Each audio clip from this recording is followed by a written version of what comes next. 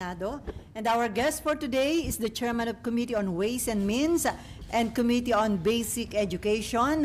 Let us all welcome Senator Win Gatchalian. Hi, sir. Magandang hapon po. Good afternoon, Sally. Good afternoon sa ating mga kasamaan sa Senate Press. Good afternoon to everyone. Sir, how's the executive session yesterday? Marami po ba kayong mahalagang information o mga documents na nakuha mula doon sa mga concerned government agencies na invited sa executive session? Actually, two parts yun. No? Una with yung intelligence agencies and then pangalawa in-expand sa mga ibang enforcement agencies. After nung first part, kinilabutan ako no? Dahil nga na-confirm ng ating mga intelligence agency yung kinakatakutan natin na lumalalim na yung ugat nitong Pogo. Malalim, ibig sabihin yung kanilang impluensya umaabot na sa mga politiko, maabot na sa mga enforcement agencies tulad ng Kapulisan, Bureau of Immigration, at pangatlo, mayroon silang binanggit doon na pati yung mga local na criminal syndicates ay nakakasama na nila. No? Hindi ko ibibigay yung detalye dahil nga executive session, but in a nutshell, in broad strokes, yung kanilang galamay umaabot na ngayon kasama na yung mga lokal na criminal syndicates natin. At hindi malayo yun dahil hindi naman natin pwedeng alisin na meron din tayong mga local organized crime dito. Yung mga nagbebenta ng drugs, yung mga KFR, yung kidnap for ransom, at base sa kanila, nagkakaroon na ngayon ng interaction itong dalawa. Nakakatakot to dahil pera ng mga foreign criminal syndicates, pumupunta na dito, pinupondohan nila yung local criminal syndicates. Kaya nagsasanib puwersa na itong mga masasamang elemento. So sir, sinabi niyo nakakakilabot, lumalalim na yung inaabot nga nitong sa Pogo. So, conforme ka po ba doon sa suggestion na ideklara na national security threat itong Pogo? Actually, yun rin yung aking suggestion sa NSC, sa National Security Council, na iakyat na ito sa presidente, sa ating Pangulo, dahil ang chairman ng National Security Council ay ang ating Pangulo. At i-elevate na ito into a national security threat dahil nga lumalawak yung kanilang galamay at magkaroon na ng resolution ang National Security Council na i-ban na itong Pogo na ito because of national security issues. Hindi na siya ordinaryong kriminal na pumasok lang dito at mahuhuli natin, lumalawak na yung kanyang galamay. At ang kinakatakutan ko, baka umabot sa punto na hindi na natin makokontrol itong mga ito, sila na ang kokontrol sa gobyerno natin. No? Kasi may mga tao na silang binabayaran. Any commitment from the NSC na gagawan sila ng resolution, sir? Nag-commit yung representative kahapon na ilalahad nito o i-bring up nito sa national security meeting nila dahil siya rin mismo conforme siya na ito ay isang national security threat. Kaya actually lahat kahapon ang maganda kasi si Senator Risa, tinanong niya isa-isa at lahat, of course Puera Pagcor, pero lahat conforme na ito ay national security threat at walang mabuting idinudulot para sa ating bayan. Pagdating naman po dun kay suspended Mayor Alice Guo, dun po ba sa mga information na nag-gather nyo yesterday, na-establish po ba yung kanyang connection dun sa ni-raid na Pogo Hubs sa Banbantarlac? Again, without going into the details, pero lumalabas na mayroong konkretong ebidensya na may link siya sa mga criminal syndicates na nag-organize nitong Pogo sa Bamban. So, mayroon siyang link dito sa mga organized crime. At in fact, mayroon ding mga information na siya mismo gumagalaw para magkaroon ng connection sa iba't ibang mga ahensya. Again, hindi ko na madidetalye, pero base sa briefing namin kahapon sa executive session, siya mismo may active participation na mabuo yung kanyang connection sa iba't ibang ahensya. So mahirapan ba si Mayor Guo sa sinasabi niya na patutunayan niya na inosente siya at lilinisin niya yung kanyang pangalan on this matter?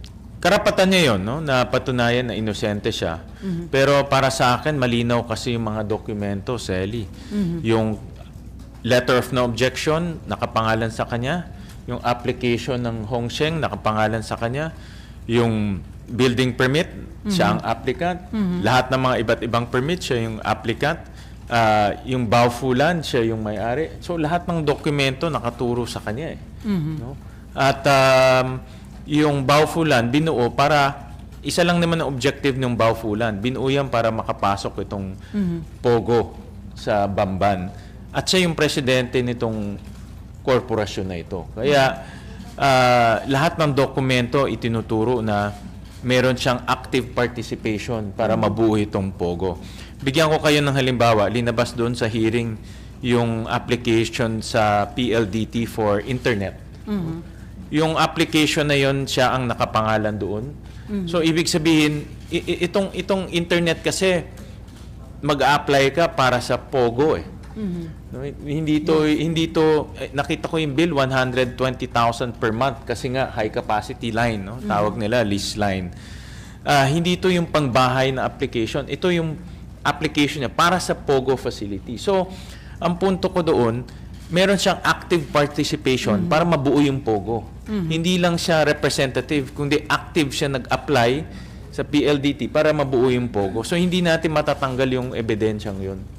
So, dahil nga kiniklaim na innocent daw siya, ngayon po nag-file ng motion for reconsideration sa Office of the Ombudsman, yung abogado ni Mayor Guo, para daw i-lift yung preventive suspension issued by the Office of the Ombudsman. Sa tingin nyo, hindi ito mapagbibigay? Delikado yan. Delikado na ma-lift yung preventive suspension dahil gusto natin pati yung mga nagtatrabaho sa municipal hall ng Banban magsalita. No? Siyempre, kung mayor ka, matatakot yung mga nagtatrabaho doon na magsalita. No? At gusto natin patawagin rin yung mga ibang nagtatrabaho doon para ibigay yung impormasyon sa atin kung ano yung kanilang nalalaman, ano yung kanilang nakikita, at sino yung nag-uutos sa kanila.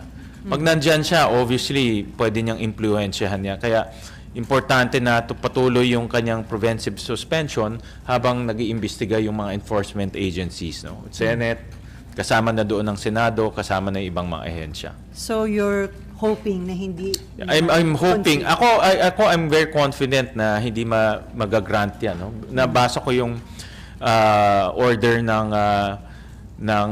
Ombudsman at yung petition ng DILG at matibay, no, yung petition ng DILG. So I'm very confident hindi mag-grant. Pero having said that, gusto ko lang ipaliwanag na pag ma-lift yung suspension na yan, may impluwensyahan niyo yung mga taong nagtatrabaho doon. No? So importante yung mga nagtatrabaho doon ay makapagsalita sila ng malaya. Ngayon po ba, sir, may po kayo na takot magsalita? Yung mga... natural tendency yan ng mga employees sa City Hall or sa Municipal Hall. Kung andyan si Mayor, talagang mag-iingat sila magsalita. No? Sir, sinabi ni Mayor Guo na handa siya magpa-DNA test only if her recognized birth mother, yung kanilang family na former helper ang magsasurface. Handa daw ho siya na magpa-DNA test. Okay rin yun. Kung yan ang magpapatunay ng kanyang citizenship, okay rin yun.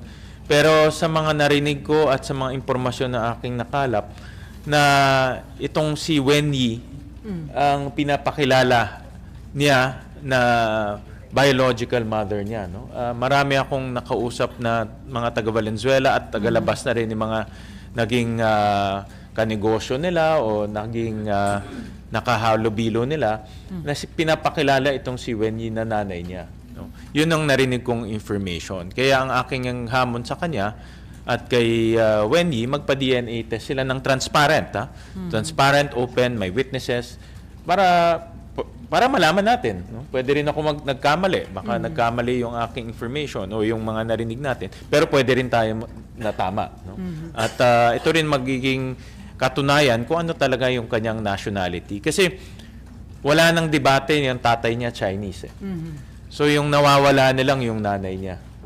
Ang kwento niya kasambahay, ang kwento ng iba si Wen Yi. So dito na lang naman maglalaro kung ano yung talagang citizenship niya, no? Or nationality in this case. Any question related to this? Okay, Victor. Hi, Sir Grabe.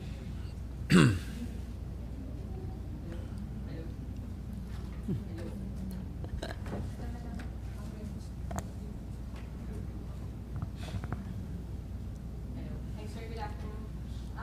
Sir, sabi po ng abogado ni Mayor Go, si Attorney Stephen David, dapat backward ang sinisingil, hindi si Mayor. Kasi may tao sila yung backward doon sa 24/7. and sila yung regulator, and they maintain na kumpleto at legal yung documents ng Hong Sheng at ng Zoom.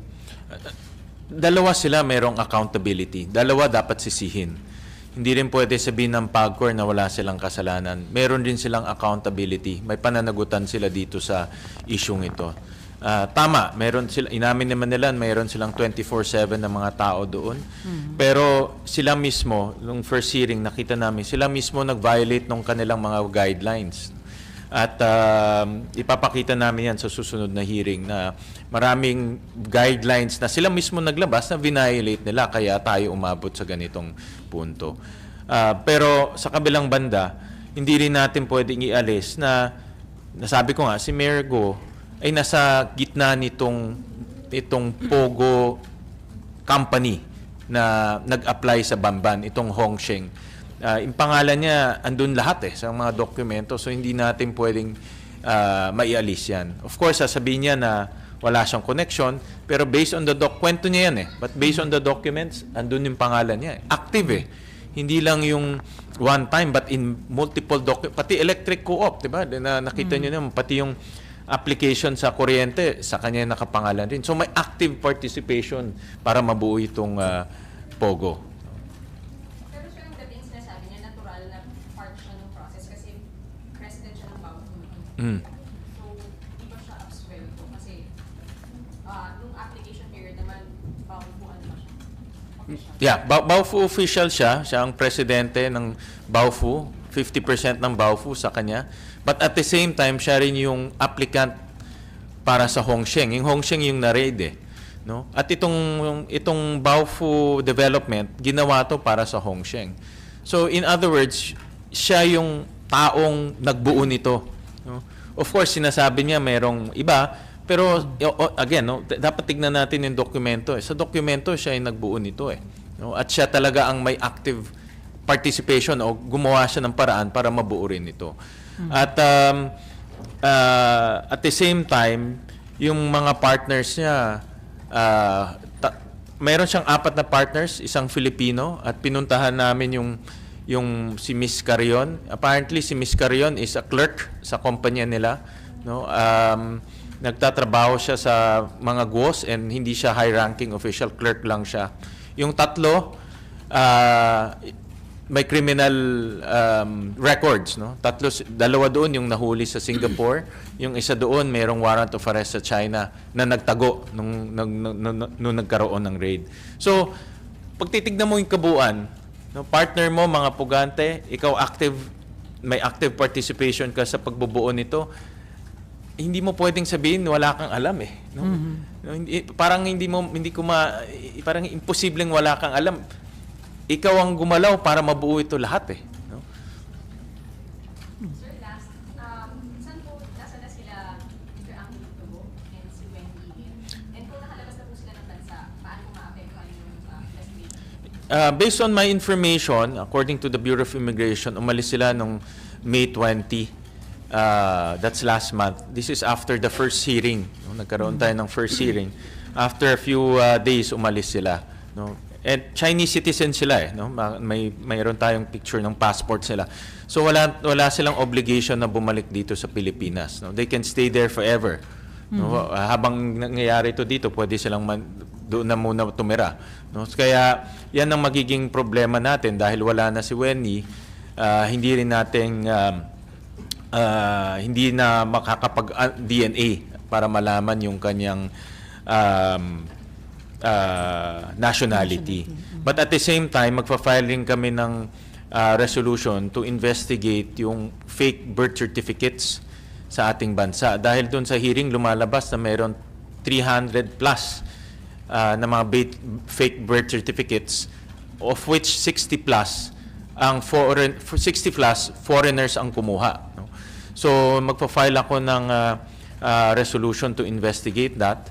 At the same time, kasama doon sa resolution yung case ni Angelito Go. Kasi kay Angelito Go, masyadong garapalan no? Hindi lang isang beses niya finake yung birth certificate, 4 na beses siya nag-fake ng birth certificate. Makikita natin doon, aside from kay Alice Go, meron yung kay Sheila Go, kay Seaman Go, kay Wesley Go, lahat fake ang ibinigay na information. No? Doon sa pangalan ng father, sinulat niya doon, lahat Angelito Go. Pero ang pangalan niya is Jiang Jong Go. Tinanong doon, nationality, sinulat niya Filipino. Pero ang kanyang nationality, Chinese. 4 times niya ginawa yon. Yung date of marriage, naglagay siya ng date doon na wala naman marriage certificate. At ang kasamaan pa, yung year ni Alice Go at Sheila Go, iba sa year ni Seaman Go at ni Wesley Go.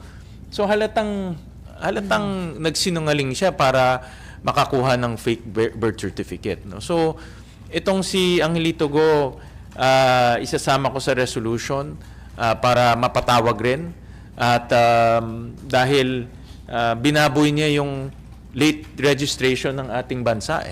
No? At dahil sa pagbababoy niya ng late registration ng ating bansa, nagkaroon tayo ng ganitong issue. No? Meron tumatakbo bilang mayor at hindi rin natin alam kung ano pang pwedeng abutin niya dahil pwede siya rin mag-file ng congressman, governor at iba pa.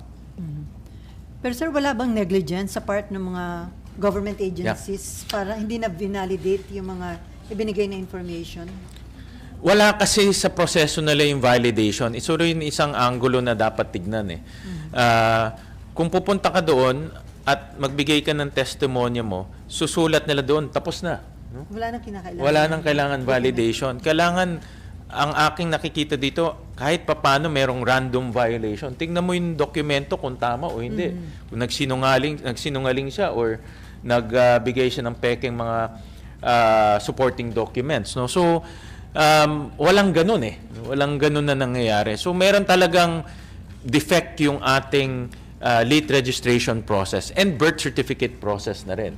Bigyan ko kayo ng halimbawa. Pwede mo lang isulat doon na hilot ang ginamit mo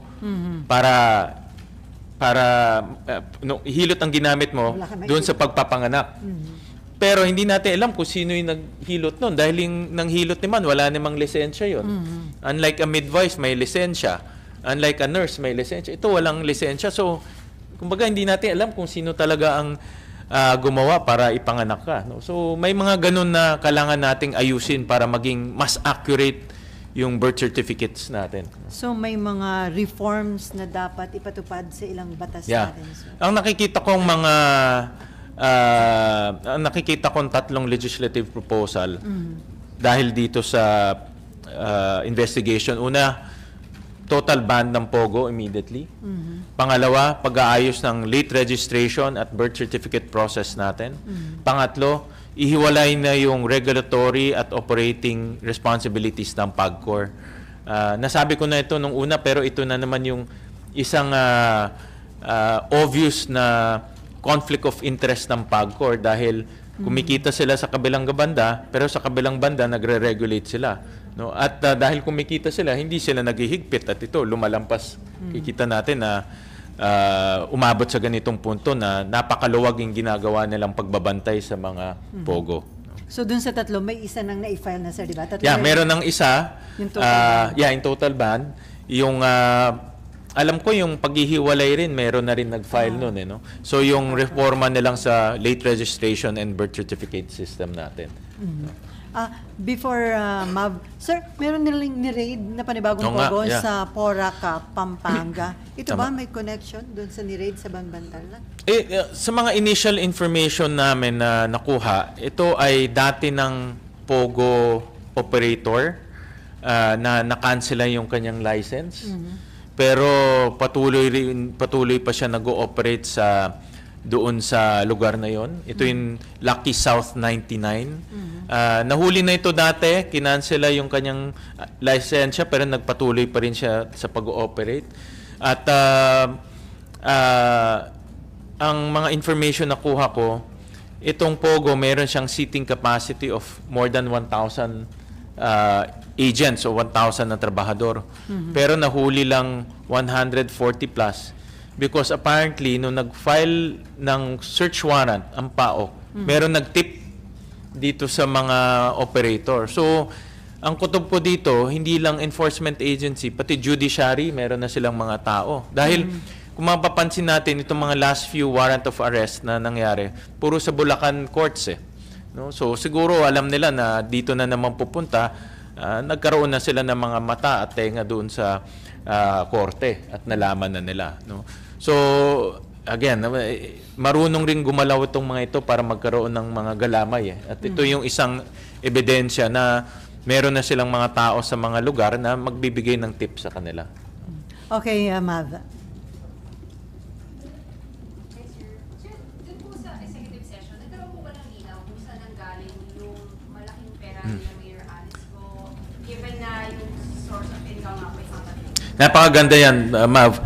Dito ako na didismaya sa AMLAC, no, sa Anti-Money Laundering Council, dahil wala silang sagot kahapon. At in fact, I expressed my disappointment to the AMLAC dahil trabaho nila mahanap itong source ng money laundering eh. Trabaho rin nila na malaman sino itong money launderers. Trabaho nila malaman kung paano nakapasok dito, sino nakatanggap at sino nagbayad. Ngayon parang bula eh. No? Hindi mahanap yung contractor, hindi mahanap kung anong bangko ang ginamit, hindi mahanap kung sino tumanggap ng pera. Kasi yung pera dadating dito, dapat may tatanggap para magbayad. Hindi nila alam rin yun. At ang sagot sa amin kahapon, pending pa yung investigation. Pero nangyari na ito eh. Itong Baofu land was constructed in 2019. Tagal na, ilang taon na. 2024 na ngayon, yung perang 6.1 billion, tuloy-tuloy na pumapasok dito yan. Pero hindi nila na-detect.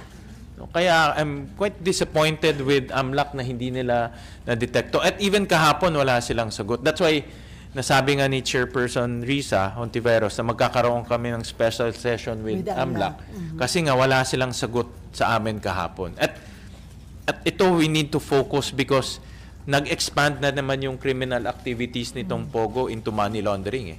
Kung makikita natin yung trend, dati human trafficking, tapos nagkaroon ng mga yung prostitution, ngayon meron ng element of money laundering, no. So dapat pag-aralan natin mabuti yan at kung saan ba yung butas na dapat nating takpan para hindi pumasok dito yung mga illegal na pera.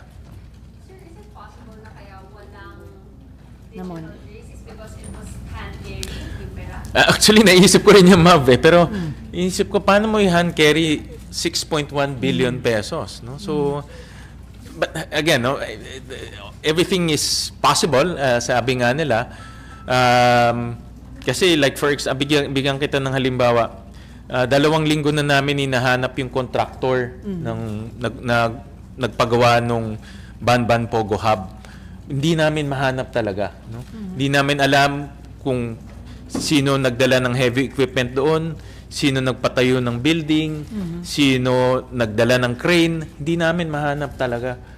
Kasi gusto ko mahanap siya dahil malalaman mo ngayon kung sino nakatanggap ng pera. Kasi siya yung tatanggap eh.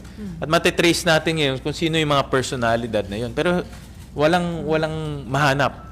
No, itong sindikato na ito, napakagaling. No, napakagaling nila. Naitago nila sa mga otoridad yung pagdala nitong pera. No? So, kaya kahapon na we were very disappointed and humingi sila ng isa pang session para mapakita nila sa amin yung kanilang investigation. Last na lang, sir. Sir, yung pong contractor, was it a dummy company or hindi lang mahal yung address nila? For now, it's a dummy company. No? Dummy in a sense na wala siyang opisina, pumunta kami doon. Wala siyang PCAB license. Bago ka maging contractor, dapat may tinatawag yung PCAB, no? Yung lisensya. Wala siyang ganun. So, in that sense, dummy company siya. Pero, meron kaming leads dahil nung sa RID, may nakuhang mga IDs yung PAOK, no? At yung pangalan ng construction company, Howley Builders and Construction Company, no? Yun yung nakitang ID. Nung pumunta kami sa Binondo, dahil doon yung registered address, walang ganun na opisina, no? Sir, can we say, sabi mo nga disappointed ka sa Anti-Money Laundering Council, can we say they failed to perform their mandate? They totally failed to perform their mandate, in my opinion. Dapat 2019 pa lang, nung nangyayari na ito, nadidetect na nila eh. No? At ngayon 2024, dapat meron na silang report. No? Meron silang, again, no, it's executive session, so I couldn't divulge so much. Pero meron silang mga personalities sinabi kung saan posibleng nagdala yung pera. No? Pero antayin na lang namin yung formal report nila sa Senado. No? So, ibig sabihin, mahina sila sa monitoring. Mahina, napakahina. And to think na ilang beses na natin inamendahan yung batas ng, I'm sure Kasi nasundan yung money laundering. lalagay tayo sa gray area. Kasi gusto natin umalis sa gray list eh. Gray no? list. But medyo dismayado ako sa kanilang report kahapon. No? Hindi maganda. Ay, ma'am.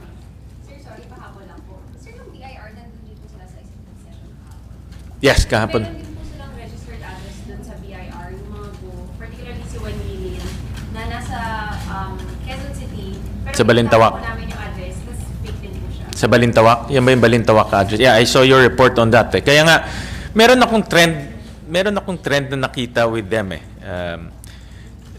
Fake yung birth certificate. Marami silang inupahan ng mga warehouses, no, katulad sa Valenzuela, sa iba pa. Ginagamit nila yung mga rinentahan nilang warehouses as their residential address, no? At ginagamit nila yun sa pag-apply ng napakaraming kumpanya. Ang dami nilang kumpanya eh, no? 14 and counting yung nakita naming kumpanya. Iba pa yung mga single proprietor, ah. Nakita namin yung single proprietor, ilan ba? Application nila sa single proprietor, mga 7 yun eh. No? So, ang dami nilang ini-establish na kumpanya gamit iba-ibang addresses, no? Parang ayaw mo mahanap eh. Yung nasisense ko, ayaw mo mahanap ka eh. Di ba? Parang, siyempre pag ordinary na tao, isa lang naman yung address, yun ang bibigay mo. Di ba? Parang ayaw nila mahanap eh. Yun ang nasisense ko dito sa kanilang, parang kanilang modus o kanilang trend, no? Sir, di ba may final kayong reso para imbestigahan na rin yung pagdagsa ng mga Chinese dun sa multinational village sa Parañaque? Yeah, multinational village at iba pang village sa Alabang. Marami kaming nakukuhang mga complaints na maraming mga gulo at violations ng building code, no? For example, ang isang bahay, ang kapasidad niya ay let's say 10 tao, pero nakatira doon 40 na tao, 50 na tao. Tapos may mga suspicious activities dahil labas-pasok sa gabi yung mga sasakyan, no? So yung mga residente doon natatakot. Again, I will not focus on nationality. Hindi ko sinasabi kung anong lahi siya. Kahit anong lahi, hindi natin papakilaman yan. Ang tinitignan ko yung potential illegal and irregular activities ng mga nakatira doon at yung fear ng mga nakatira doon kasi may mga reports kami na yung mga security guards sinisindak, yung mga security guards nagkakaroon ng away at pati homeowners inaaway, no? So malalakas yung loob. Meron ring mga reports na iba doon may hagad, diba? Naging issue na kasi ngayon yung mga ibang pulis nagmo-moonlighting dito sa mga pogo, no? So titignan namin lahat 'yon. Titignan namin. Sir, mag-schedule ba ng hearing ngayong nakarin? Nasa committee on anong committee 'yon? Public order? Parang public order yata eh. So we have to ask the committee on public order. Sir, dapat ba isama na rin yun yung sinabi ni retired Brigadier General Jerry Zamudio na meron siya nakuha mga info sa dating Deputy Director General ng National Security Council. Tungkol naman ito sa presence ng napakarami daw Chinese national doon sa dating Island Cove Resort sa Cavite. Oo. May nakita ko rin yan sa mga social media feed, no?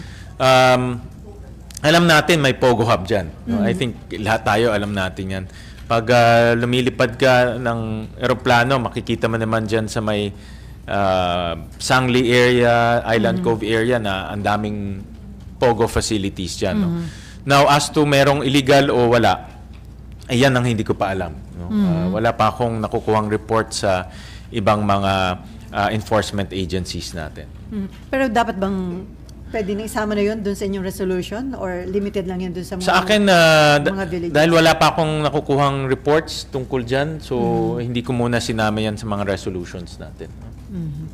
Okay, Camille and then Nympha. And then Danielle. Good morning, Senator. I'll be asking sana, it was reported that there were about 400 illegal pogos. Aside from the legal, ano po ang move natin para hindi po ba dapat mai-announce to kung ano yung mga legal so the proper authorities can do their job na yung mga illegal is mabigyan ng tamang aksyon? That's my first question. Second po, it was reported na yung tao behind the fixing of this late registration of birth certificate of Mayor Go was recently killed. His name is Gilbert Flores. Is there a possibility na imbitahin po yung family? Because nag-uumpisa na atang mag-leak ng mga information yung ibang anak regarding this. And yung third po, I heard, correct me if I'm wrong, Senator, and pasensya po for my ignorance. I just wanna know, kasi it was approved by Congress, yung POGO po natin. So, paano papasok yung authority ng presidente to cancel their yung kanilang what they call this authority na mag-operate since it was approved by Congress? Ano po ang move natin dito? Yeah, that's a very good question. No? Parang bigyan ko ng context. Yung batas na yan na-approve in 2019, no? More or less. If my memory serves me right, no? About 2019. Bago mag-2019, yung mga POGO nag-umpisa pumasok dito. I think around maybe 2015, 2016. At that time, wala siyang taxation regime. So wala tayong ini-impose na buwis sa kanya. Kung meron man, napakababa. No? At malabo rin kung sino ang regulator niya. At malabo rin kung ano yung definition ng POGO. Dahil nung binuo yung PAGCOR, wala pang internet at that time. So hindi alam kung sino magre-regulate sa POGO.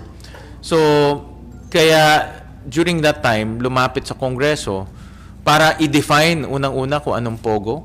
Pangalawa, i-assign yung regulator ng POGO at pinakamahalaga yung taxation ng POGO. No? So, kaya siya nagkaroon ng, in a sense, legitimacy, no? Dahil na-define siya through a taxation law. Ngayon, kaya yung final ko is to repeal that taxation law kasi kung ano yung nag-legitimize sa kanya, i-repeal natin para maging illegitimate siya. Now, that's number one. Number two, kahit na may batas, the President can suspend the application and can suspend existing licenses for national security purposes. Kaya importante yung recommendation ng NSC na ito ay isang national security threat because national security trumps everything, including commercial operations. At ito, proven na ang POGO nakakapinsala at may national security threat, no? According to our intelligence agency. Kaya, by mere executive action, pwede nang cancelahin, una, mag-moratorium muna para walang mag-a-apply. Then, pangalawa, cancelahin yung mga existing licenses because of what's happening right now. No? At dahil na-cancel yung license, pati mga work permits ngayon ng mga nagtatrabaho doon makakancel, babalik sila sa kanilang mga bansa nila. But at the same time, we will also repeal and ban POGOs. There are two laws banning POGOs kay Senator Villanueva at kay Senator Alan Cayetano. And then dadagdagan natin yung repeal ng taxation nila para buo yung pagbaban ng POGO. Okay. Nympha? Sir, yung sinabi nyo na yung mga pogong meron ng connection sa local crime syndicate and malawak na yung connections niya. In general po ba yun na lumabas sa executive session o particularly dun sa Pogo sa Bamban? Itong discussion namin kahapon is limited to Banban. Pero sinabi rin ng ating mga intelligence agency na in Banban, maliit lang to kumpara sa buong Pogo activities. Apparently, again, no, without any details, no, itong mga sindikato na ito, mayroon din silang mga teritoryo eh. No? At hinahati na nila yung Pilipinas ngayon sa ito teritoryo mo. No? So, may ganyan na pangyayari na ngayon. No? That's normal, di ba, sa mga organized crime. Kung makikita natin sa mga organized criminal, yung mga drug lords mayroong kanya-kanyang teritoryo, yung mga gambling lords may kanya-kanyang teritoryo. So, normal yan sa mga organized criminals. No? So, in short, Banban is part of a bigger operation. No? Pating kahapon, yung aming focus was really the Banban Pogo Hub. Ibig sabihin, sir, yung Pogo sa Bamban established na may connection na sa local crime syndicates? Meron. Kahapon, again, no, I won't name names, but meron. Based on their analysis and intelligence, meron. Clear yun. So, Very sir, clear. So sir, kung mismong intelligence agency na nagsasabi na may connection yung Pogo Hub dyan sa Banban, sa local criminal syndicate, do you think kapag nakaabot ito kay Presidente, ma-pressure na siya to act on it against Pogo? Ako nananawagan ako sa Pangulo natin na i-ban na kaagad ang Pogo. No? Dahil lumalalim yung kanilang galamay at impluensya. At ito na nanggaling na ito sa sarili nating intelligence offices. No? Hindi ito haka-haka namin, hindi ito sariling investigation namin. Ito galing na ito sa mga professional investigators and intelligence practitioners natin. At patagal ng patagal, palala ng palala. Kaka-raid lang ng Banban Pogo early part of this year. Meron na naman, wala pang 6 na buwan, meron na naman sa Porac. No? So, wala silang takot eh. Kahit alam nilang yung raid nangyayari, tuloy ang ligaya nila eh. Yan ang magpapakita kung anong mga klaseng tao ang nasa Pilipinas, nasa bansa natin, na hindi kinakatakutan yung otoridad. Kahit na nag-raid na sa Banban, which is not so far from Porac, tuloy pa rin yung operation sa Porac. Mas malala pa yun sa Porac dahil meron doong prostitution at talagang human trafficking. Dinadala yung mga kababaihan galing sa ibang bansa. No? So, ganyang klaseng criminal syndicates ang nandito sa ating bansa. And then, sir, ganun din ba yung sentiment or stand ng mga intelligence agencies na it's about time to ban Pogo? Ganyan talaga. Ganyan rin yung kanilang sentimento. Dahil alam nila na lalala ito eh. No? Alam nila na ito kasi iniisip ko, kung yung 6.1 billion pesos nakapasok dito na hindi natin nalalaman, ako naniniwala ako parte nung pumupunta sa paglalagay at paglalagay ng mga makaka-impluwensya at ginagamit rin nila yun para gumawa ng impluwensya. No? So, ako naniniwala ako na yung perang pumapasok na hindi natin nakikita, pumupunta ito sa pagbibili ng proteksyon at doon na nga no, sa galamay na ginagawa nila. Kasi itong galamay, hindi namang mangyayari ito kung walang pera eh. Hindi lang to dinner at kaibigan na tayo eh. No? Talagang maglalagay ka para magkaroon ng connection. No? At yun yung merong ebidensyang ipinakita sa amin na ginagawa nila itong ganitong paraan. At yung protection na yun, sir, hindi lang from the authorities, kaya siguro naglalagay na rin sila ng mga local, ng mga opisyal sa gobyerno para may tutulong pa rin sa kanila ng mga protection. Alam nila kasi illegal tong ginagawa nila eh. So, unang kailangan mo ng protection para yung illegal na ginagawa mo, tuloy-tuloy. Pangalawa, kung mahuli yung illegal na protection mo, makakatakas ka at makakabalik ka sa illegal na ginagawa mo. So, kumbaga sa chess, nag-iisip na sila ng ahead. Dahil alam nila one way or the other, pwede silang ma-raid at pwede silang makulong. So, importante na meron silang mga connection. No? At doon sa, again, no, hindi ko lang masabi, but may mga nahuli na nakawala. No? Dahil nga may impluensya sila. No? Okay, si Ria, and then Nympha. Hi, Sen. I'm Ria Fernandez Obina from TV5. Just want to raise again the question of Ms. Camille regarding Mr. Gilbert Mejia Flores. His sudden death daw po, he is supposed to attend one of the hearings. What information do we have so far? Personally, wala ko pang nakukuhang information aside from his possible connection to the syndicate or to the people who fake the birth certificate of Alice Go. And I say this with emphasis on the possible.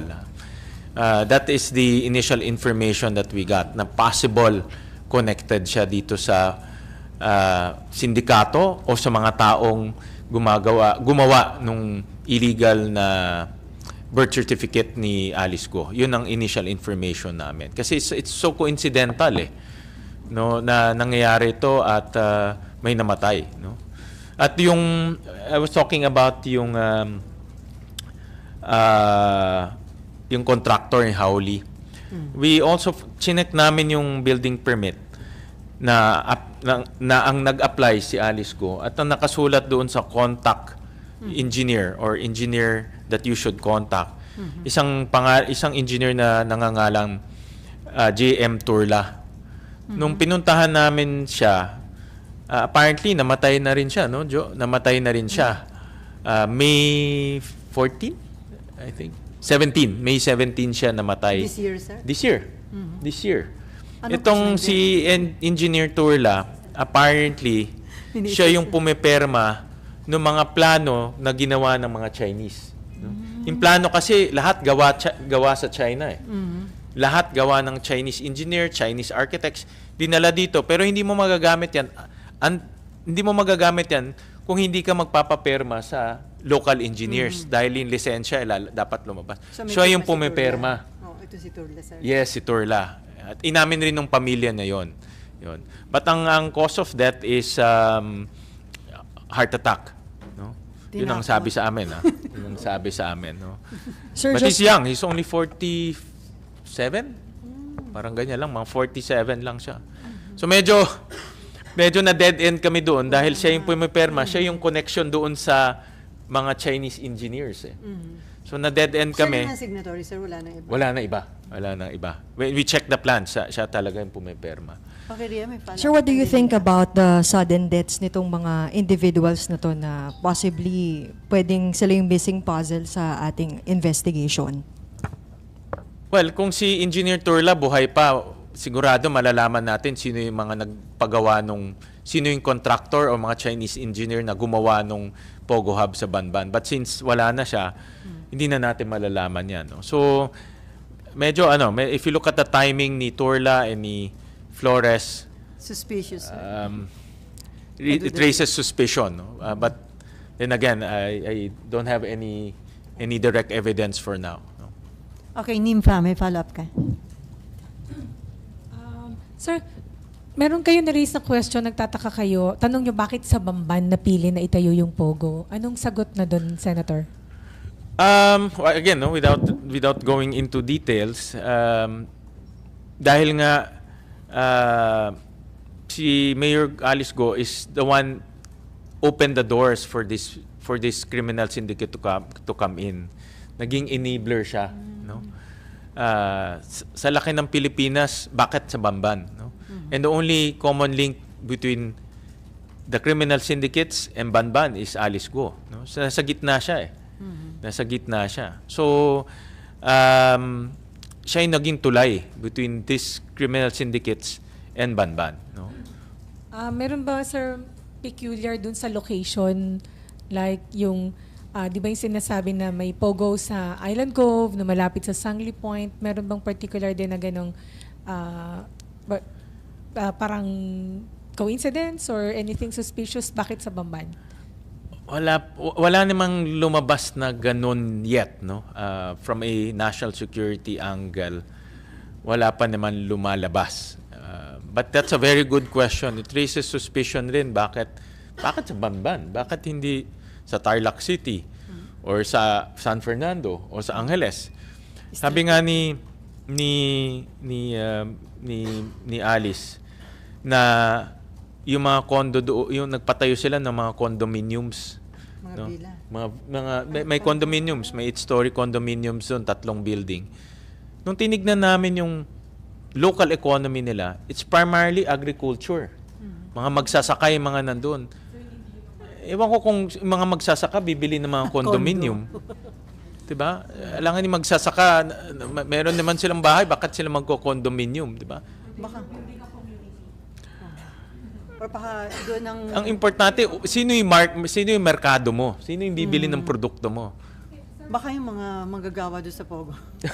Obviously, yun na talaga ang target nila. No? Hindi yung mga local. It's a self-contained community. Pero yung bang location, sir? Medyo tago? Hindi naman. Yung condominium? Hindi nung... Yung ibang yung sa- Pogo. Oo, Kasi ibang Pogo, sir, Las Piñas and Pasay. Nasa city eh. Secluded, Oo, ganun. Kasi ito ang design niya is self-contained eh. May shopping mall, mayroong condominium, may swimming pool. Hindi pag nandoon ka wala nang labasan 'yun. Wala ka nang labasan. And yun yung modus ng mga Pogo. Pag nandoon ka wala nang Nandun na labasan, lahat. no.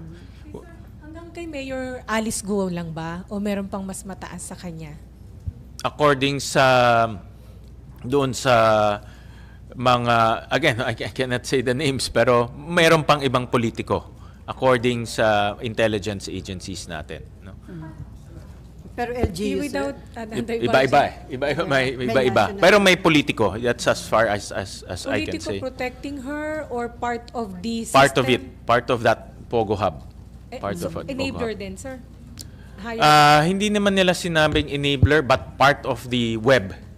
Part of the web. Hindi na elaborate masyado kung ano yung participation but definitely part of the web. I think tuloy-tuloy pa yung kanilang investigation and intelligence gathering. So, hindi yung politiko, yung isa pang politiko that maybe higher than Mayor Go is part of the web, hindi protector ni Mayor Go. Hindi ko pa masyadong elaborate ng accurately, no, dahil kumukuha pa sila ng further intelligence, no. So it's hard to say it now, no, but ang only pwede kong sabihin meron pang kasamahan na iba na politiko rin. Pero sila lang yung politiko na yon. Isa lang? Or Marami.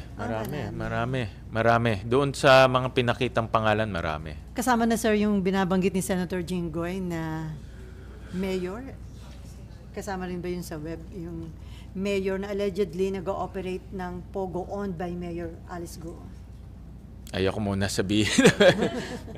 Politicians At may mga within the politicians. web, sir, ng Bamban Pogo. Yes, tama. That is may mga pangalan kasi doon at mayroong web, no, na pinakita at may mga politicians, enforcers, criminal syndicates, even businessmen.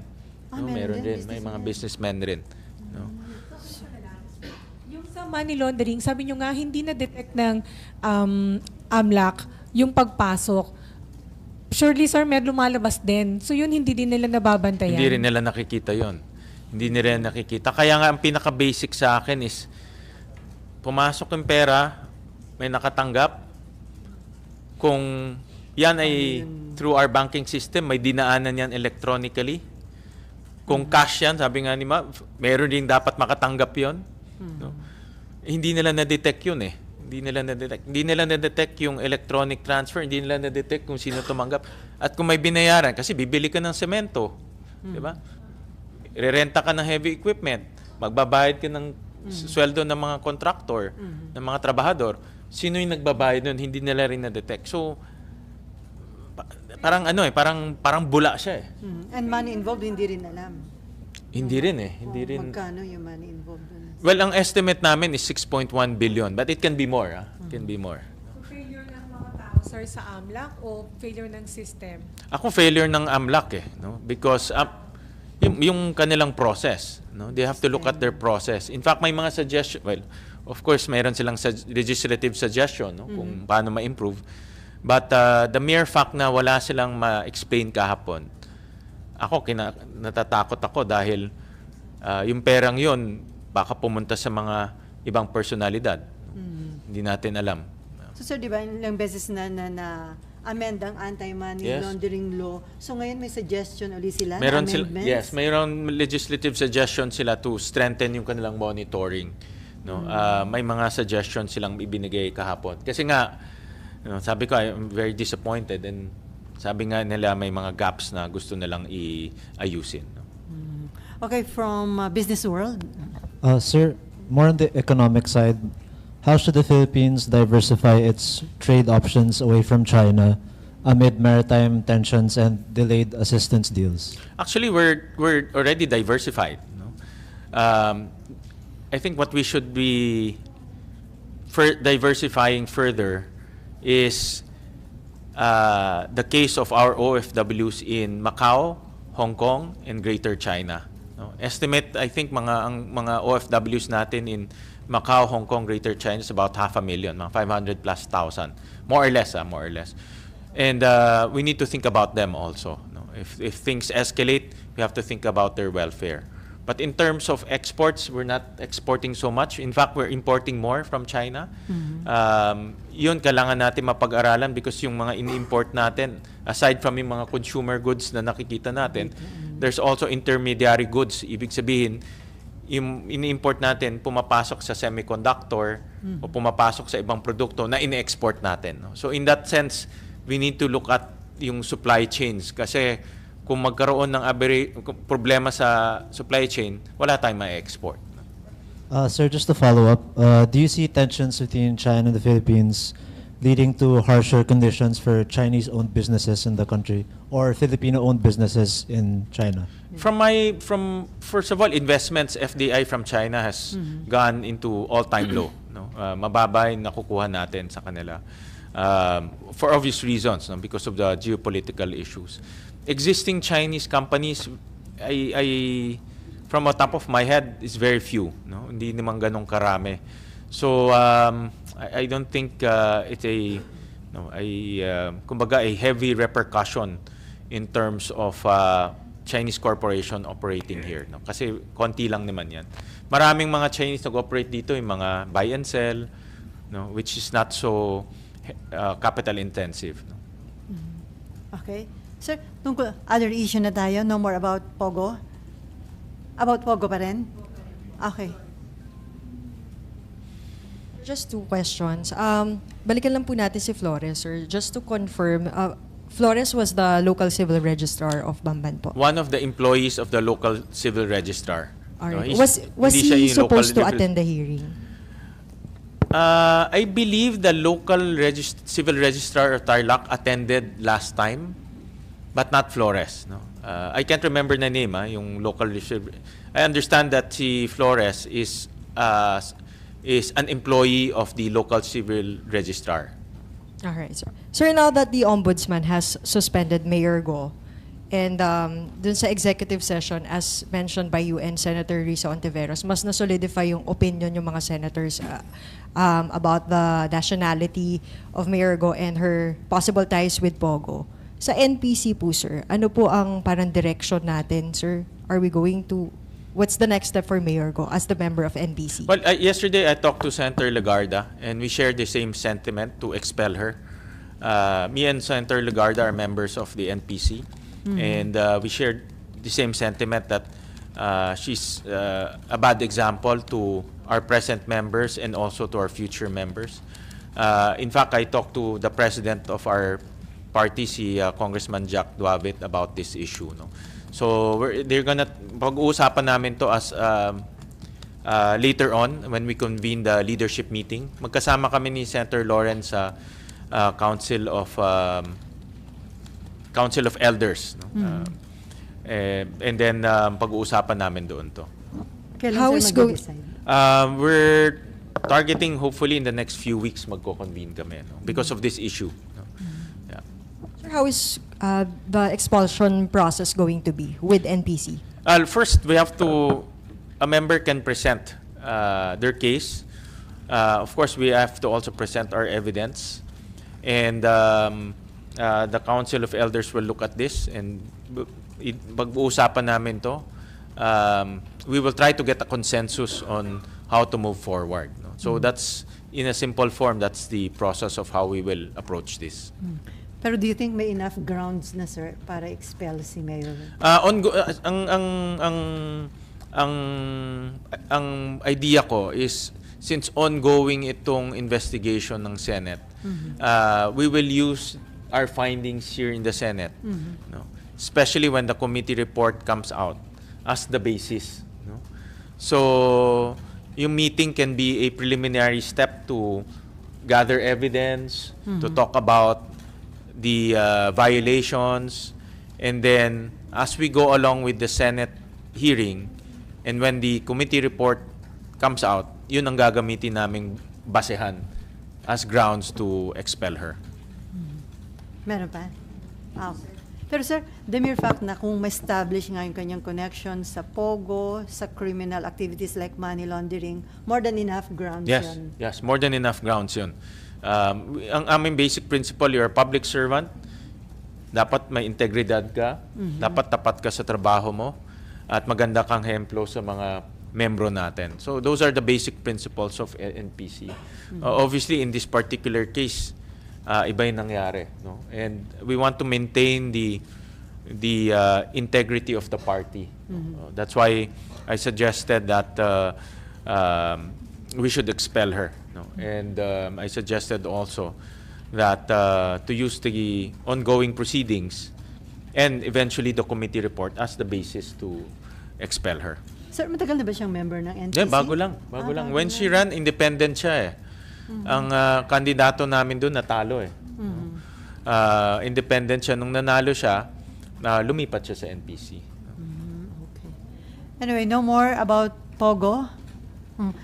Okay, sir, si Presidente, in-approve niya yung lowering ng tariff rates sa importation ng bigas. Sinasabi ng PSA, bababa na about 6 to 7% ang presyo ng kada kilo ng bigas. Do you think so dun sa ginawang pag-lower from 35 to 15%? Ang initial thoughts ko dyan, short term, maganda yan para mabababa natin ang presyo ng bigas. No? Ang inflation natin, tumaas ulit siya this last month. Mas mabagal pero tumaas pa rin. No? At isa pa rin sa mga hinaing ng tao yung mataas ng presyo ng bigas. No? So itong pag-lower down ng taripa, ng pagbaba ng taripa, makakatulong yan sa pagbaba ng presyo ng bigas. Pero ang masasaktan dyan mga farmers natin. So importante na yung 4 million farmers natin mabigyan ng direct subsidies at direct ayuda.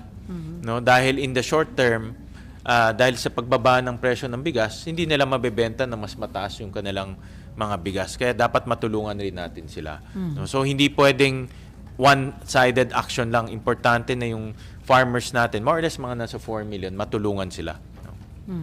So wala na ba ibang options, sir, to lower the price? Of Well, productivity is one, no? But long-term yan eh. For now, kasi ang presyo ng bigas, not only sa atin, no? But sa ibang mundo rin, tumataas. Dahil hindi lang naman sa atin mainit at may El Nino sa iba rin. Kaya tumataas ang presyo ng bigas. No? Kumbaga, nag-aagawan yung mga bansa sa bigas at tumataas yung presyo. Dahil sa pagtaas ng presyo, kailangan nating rumisponde in the short term, at yung pagresponde natin, ito yung pagbaba ng taripa ng bigas. Ako, kampante ako, bababa yung presyo ng bigas. But again, hindi pwedeng one-sided action.